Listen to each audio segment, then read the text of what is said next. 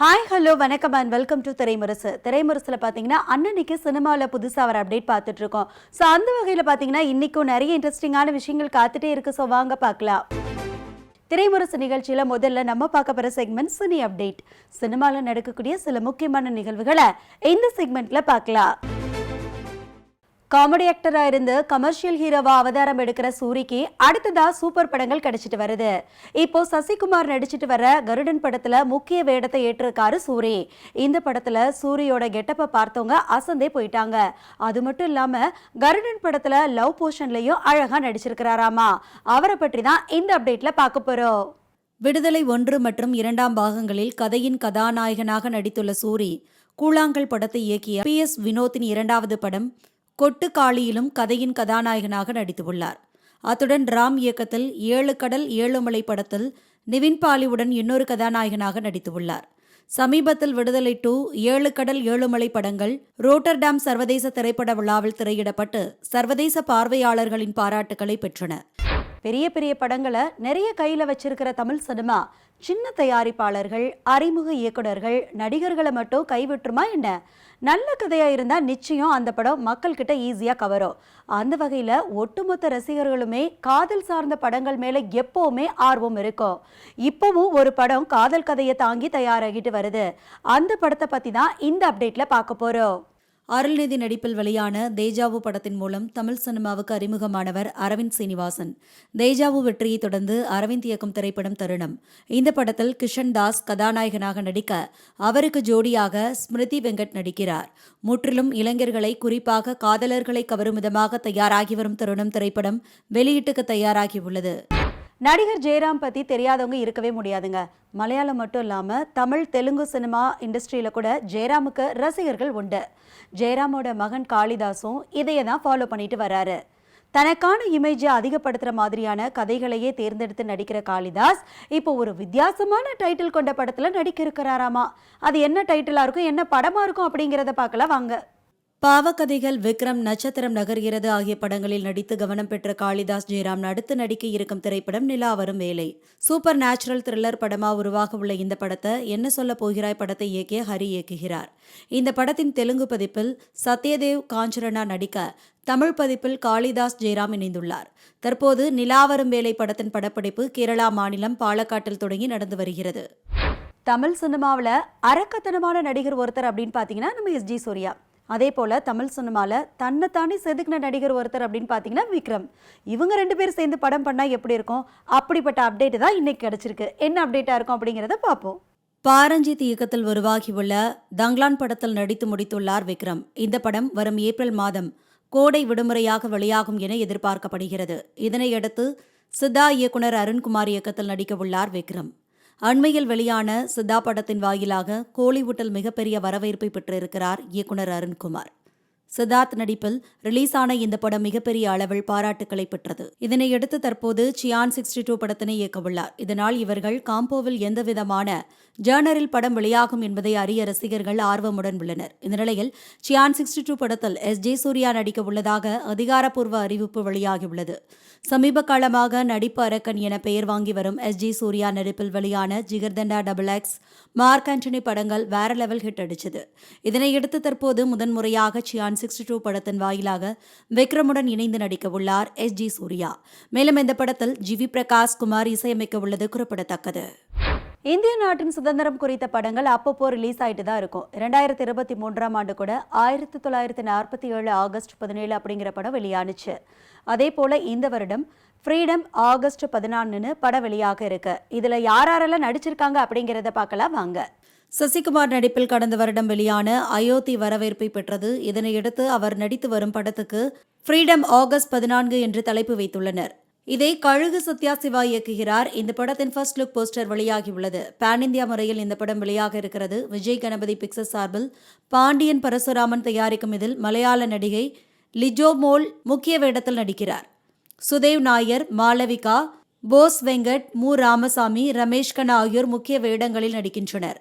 Ghibran இசையமைக்கிறார். NS Udhayakumar ஒளிப்பதிவு செய்கிறார். 90ஸ்களில் நடக்கும் கதையை கொண்ட படமான இதில் அந்த காலகட்டத்தை பிரதிபலிக்கும் வகையில் கிழக்கு கடற்கரை சாலையில் பிரம்மாண்டமான கிராமம் செட் அமைத்து படப்பிடிப்பை நடத்தியுள்ளனர். இந்த படத்தின் முதல் தோற்றத்தை இந்திய இயக்குனர் அனுராக் காஷ்யப், கன்னட ஹீரோ கிச்சா சுதீப், இசையமைப்பாளர் தேவி ஸ்ரீ பிரசாத், மலையாள நடிகர் உன்னி முகுந்தன், இசையமைப்பாளர் ஜி வி பிரகாஷ் ஆகியோர் இணைந்து வெளியிட்டனர். படத்தின் இறுதிக்கட்ட பணிகள் தற்போது நடைபெற்று வருகின்றன. திரைமுரசு நிகழ்ச்சியில் அடுத்ததை நம்ம பார்க்க போகிற செக்மெண்ட் சினி எக்ஸ்பிரஸ். அட்லியோட அடுத்த படம், சந்தீப் ரெட்டி வாங்காவோட அடுத்த ஹீரோ யாரு, இதெல்லாம் சினி எக்ஸ்பிரஸ் செக்மெண்ட்ல பார்க்க போறோம். அட்லி அடுத்து விஜய் நடிக்கும் படத்தை இயக்குகிறார். ஷாருக் கானும் அதில் நடிக்க உள்ளார் என்ற வதந்தி நெடுங்காலமாக உலவுகிறது. சன் பிக்சர்ஸ் அவருக்கு முன்படம் கொடுத்துள்ளது. அதனால் அவர்கள் தயாரிப்பில் தான் முதலில் படம் இயக்குவார் என இன்னொரு தரப்பு கூறுகிறது. கடந்த 2 தினங்களாக இன்னொரு செய்தியும் இதில் சேர்ந்திருக்கிறது. தெலுங்கு நடிகர் ராம் சரண் தற்போது ஷங்கர் இயக்கத்தில் கேம் சேஞ்சர் படத்தில் நடித்து வருகிறார். இது அவரது 15வது படம். இதனையடுத்து அவர் அட்லி இயக்கத்தில் நடிக்கிறார். அவரே படத்தை தயாரிக்க உள்ளார் என்பதே அந்த புதிய செய்தி. இந்த நிலையில் ராம் சரண் நடிக்கும் 16வது படம் எது என்பதை ஏற்கனவே தீர்மானித்து விட்டார். உப்பண்ணா படத்தை இயக்கிய புச்சி பாபு சானாராம் சரண் நடிக்கும் படத்தை இயக்குகிறார். AR ரகுமான் இதற்கு இசையமைக்கிறார். சாய் பல்லவி, சமந்தா, ரவீனா டண்டனின் மகள் ராஷா தடானி என பல பெயர்கள் ராம் சரணின் ஜோடியாக நடிப்பதாக சொல்லப்பட்டன. தற்பொழுது ஸ்ரீதேவியின் மூத்த மகள் ஜான்வீர் கபூரை இயக்குனர் புச்சி பாபு சானா தேர்வு செய்துள்ளதாக உறுதி செய்யப்படாத தகவல்கள் கூறுகின்றன. அதனால் ராம் சரணின் 16வது படத்தை அட்லி இயக்குகிறார் என்பது வதந்தியே. ஒருவேளை புச்சி பாபு சானாவின் படத்தை தொடர்ந்து அவர் அட்லி இயக்கத்தில் நடிக்க வாய்ப்பு உள்ளது. அர்ஜுன் ரெட்டி என்ற திரைப்படத்தின் மூலம் இந்திய அளவில் பிரபலமான இயக்குனர் தான் சந்தீப் ரெட்டி வாங்கா. விஜய் தேவரகொண்டா நாயகனாக நடித்த இந்த படம் கடந்த 2017ஆம் ஆண்டு வெளியானது. என்னதான் இப்படம் ஒரு சில சர்ச்சைகளை சந்தித்தாலும் மிகப்பெரிய வெற்றியை ருசித்தது. அர்ஜுன் ரெட்டி படத்தை பல மொழிகளில் ரீமேக் செய்யும் அளவிற்கு அப்படத்தின் வெற்றி அமைந்தது.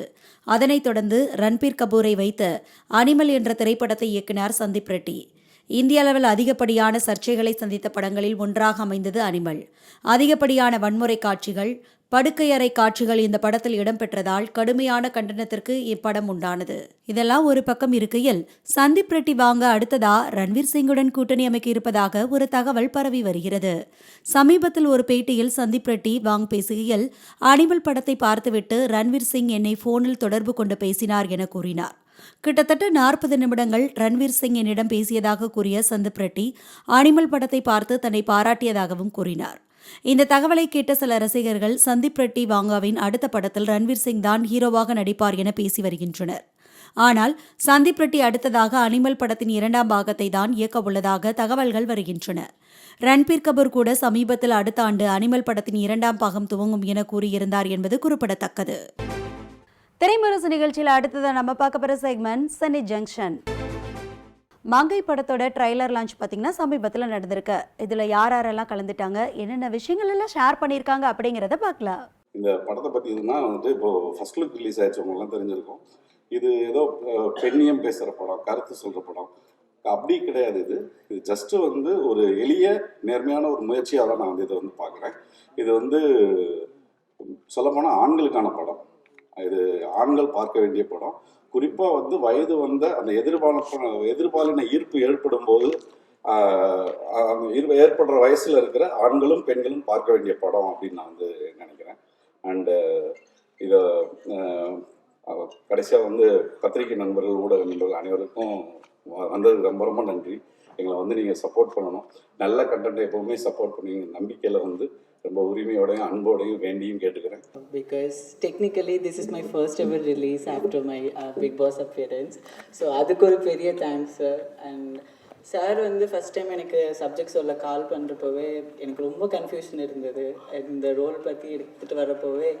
Because let it be entertainment, let it be business, but அதை தாண்டி நமக்கு ஒரு பெரிய ரெஸ்பான்சிபிலிட்டி இருக்குன்னு நான் ரொம்ப நம்புகிறேன். இந்த மொத்த சப்ஜெக்டே அது எவ்வளோ ஒரு சோஷியலி ஒரு ரெஸ்பான்சிபிளான ஒரு சப்ஜெக்ட் அப்படின்னு பார்க்குறதுக்கு அப்புறம் தான் கண்டிப்பாக இதில் ஒரு பார்ட்டாக இருக்கணும்னு ஆசைப்பட்டேன். So I am extremely proud and glad to be a part of the subject sir. முன்னோட்ட வெளியீடு நிகழ்விற்கு வந்திருக்கிற ஊடகத்துறையை சார்ந்த நண்பர்கள், அண்ணன்கள், தம்பிகள், சகோதரர்கள் அனைவரையும் மங்கை குழுவின் சார்பாக வரவேற்கிறேன். தமிழ்நாட்டில் கண்டென்ட்டே இல்லாமல் நடத்த முடிகிற செயல்கள் 2. ஒன்று கட்சி ஆரம்பிக்கிறது, ரெண்டாவது இந்த மாதிரி முன்னோட்ட நிகழ்வில் வந்து பேசுறது. ஒரு இயக்குனர் அவர் இயக்குனராகவே காத்திருந்து இயக்குனராக முடியுமா, அப்படியே ஆனாலும் அவர் எந்த மாதிரியான படம் எடுக்கிறது அப்படிங்கிறத தீர்மானிக்கிறது அவர்களுடைய மனைவிகள் தான்.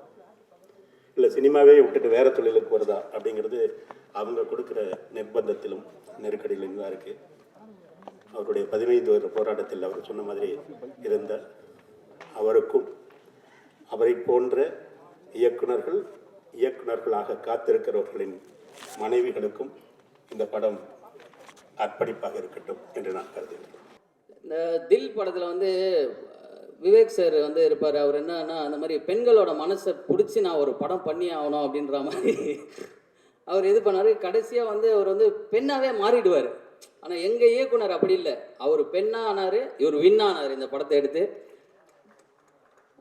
அதே மாதிரி ஒவ்வொரு ஒரு ஃபர்ஸ்ட் லுக் போஸ்டராக இருக்கட்டும், இல்லை நிறைய விஷயங்களாக இருக்கட்டும், அதை பார்த்து கார்த்தியானாலாம் எப்போ ஃபோன் வந்தாலும் கார்த்தியானாக்கு வந்து குபேந்திரன் சார் வந்துகிட்டே இருக்கும். அவரே நான் காட்டாமலே சொல்ல குபேந்திரன் சார் ஆனால் ஆமாப்பா அவர் தான் அப்படின்னு. ஸோ ஒவ்வொரு விஷயத்தையும் பார்த்து பண்ணுற ஒரு டைரக்டர். கண்டிப்பாக நீங்கள் வந்து ஒரு மிகப்பெரிய ஒரு உயரத்துக்கு போனோம் சார். இந்த படம் நம்ம ஃபர்ஸ்ட் டே ஷூட் பண்ணும்போது அவர் சொன்ன மாதிரி ஒரு நாயை வச்சு தான் ஷூட் பண்ணிக்கிட்டு இருந்தோம்.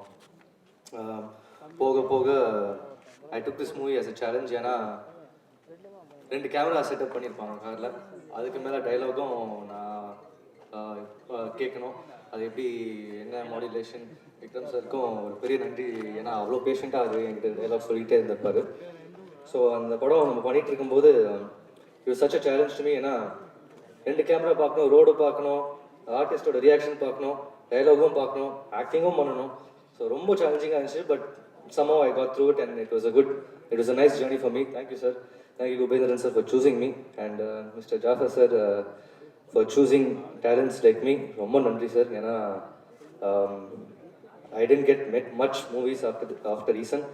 Na oru periya gap eduthiten and choosing me after a long time enakku romba I'm very happy and glad that you chose me. Thank you sir and thank you Gubendran sir. And thank you to everyone on the stage and to the press and everybody else. Thank you so much. மற்ற Nikhil sir வந்து எப்படின்னா fun பண்ணிக்கிட்டே இருப்பார். ஆனால் செய்ய வேண்டிய வேலையை கரெக்டாக செஞ்சுருவார். ஒரு வேலையை ஆரம்பிக்கிறோம் அப்படின்னா அந்த வேலையை அவர்கிட்ட ஒப்படைச்சிட்டா நம்ம நிம்மதியாக படுத்து தூங்கலாம். ஆக்சுவலாக நிக்கில் சார்ட்ட ஒரு ஒர்க்கை கொடுத்துட்டோம்னா நம்ம பீஸ்ஃபுல்லாக இருக்கலாம். மேடையில் எனக்கு தெரிஞ்சு தனித்தனியாக ஒருத்தரையாக பாராட்டுறதோட இந்த டீமுக்கு எல்லாருமே நாங்களே டீம் தான். நாங்களே எங்களுக்குள்ளே பாராட்டிக்கிறதோட எல்லாருமே சேர்ந்து ஒர்க் பண்ணியிருக்கோம். கூடிய விரைவில் படத்தை பாருங்கள். கான்ஃபிடென்ட்டாக நாங்கள் கான்ஃபிடென்ட்டாக இருக்கோம். அந்த கான்ஃபிடென்ஸ் எந்த லெவலுக்கு இருக்குன்னு பத்திரிக்கையாளருக்கு நீங்களும் படம் பார்ப்பீங்க. கூடிய விரைவில் பார்த்துட்டு அதுக்கு நீங்கள் என்ன இருக்கோ நீங்கள் பண்ணிக்கணும். எங்கள் படம் மங்கை ட்ரெய்லர் ரிலீஸ் ஆச்சு. இன்னைக்கு ரொம்ப எக்ஸைட்மெண்ட் அண்ட் ரொம்ப கிராட்டிடியூடோடு இங்கே நின்றுட்டுருக்கேன். எங்கள் ஸ்டார் சாருக்கு, எங்கள் மியூசிக் டைரக்டர் தீசன் சாருக்கு, எல்லாருக்கும் ஸ்டேஜில் இருக்கிற எல்லாருக்கும் ரொம்ப ரொம்ப நன்றி. கண்டிப்பாக ஒரு நல்ல ஃபிலிம் வந்து எடுத்திருக்கோன்னு ஒரு ஹாப்பினஸோடு இன்றைக்கி வந்து எல்லோரும் இருக்கோம். அண்ட் நல்ல ஃபிலிம்ஸ்னு எப்போவுமே நீங்கள் சப்போர்ட் பண்ணுவீங்க. Press and media please, it's a very good film. உங்கள் எல்லாரோட சப்போர்ட் எங்களுக்கு தேவை. Nitin sir thank you so much. Sir படம் பார்த்துட்டாரு. கண்டிப்பாக இந்த ஃபிலிம் வந்து எல்லாருக்கும் போய் சேரணுன்றதுக்கு அவரே வந்துட்டு இன்றைக்கி வந்து ஸ்பீச் எல்லாம் கொடுத்துக்கும் போது ரொம்ப ரொம்ப சந்தோஷமாக இருக்குது. எல்லாருக்கும் ரொம்ப ரொம்ப நன்றி சார். பெண்களை பற்றி கருத்து அப்படிங்கிறது வந்து பெண்களை பற்றிய ஆண்களின் பார்வையை தான் வந்து இந்த படத்தில் காட்டியிருக்கேன்னு நினைக்கிறேங்க சார். குறிப்பாக இளைய சமுதாயத்தினருக்கு, அதாவது எப்படி சொல்கிறது, நம்ம வீட்டில் இருக்க பெண்ணை எப்படி பார்ப்போம், ரோட்டில் இருக்க பெண்ணை எப்படி பார்ப்போம் அப்படிங்கிற வித்தியாசத்தை தான் இந்த படத்தில் பேசியிருக்கேன். அது வந்து நடக்காத எந்த விஷயத்தையுமே நம்ம வந்து இந்த படத்தில் வைக்கல. சொல்லப்போனால் இது வந்து எனக்கு வேண்டப்பட்ட ஒரு பெண்ணின் அவங்களுக்கு நடந்த ஒரு சம்பவத்தோட உண்மை சம்பவத்தோட கற்பனை நீட்சி தான் இந்த படம்.